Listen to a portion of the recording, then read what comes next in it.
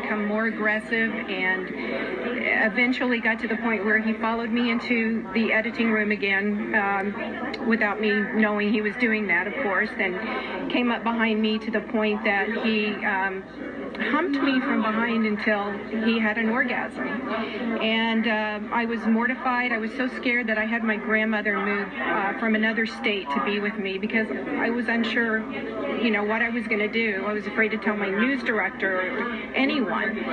So he was not even in the station one day. It happened for the third and final time he came in. He did the same thing he did to me on the second time.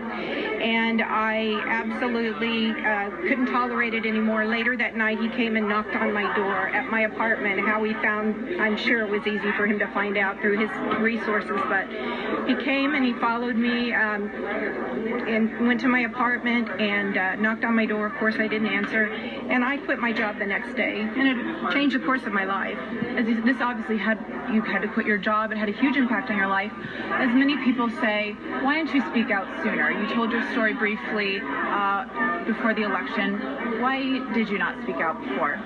Well, I was actually considering coming out in the 90s to support Juanita and Kathleen and Paula and the other victims, but I had very small children. I was in pharmaceuticals, a very conservative thing, and I thought, I'm not going to let this man ruin my life again. I watched how Hillary went after these women, not only enabling, but she literally went after these women, and I thought, I don't need that in my life.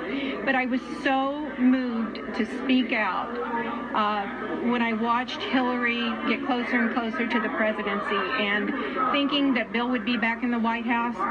My husband always told me, you'll know when it's the right time.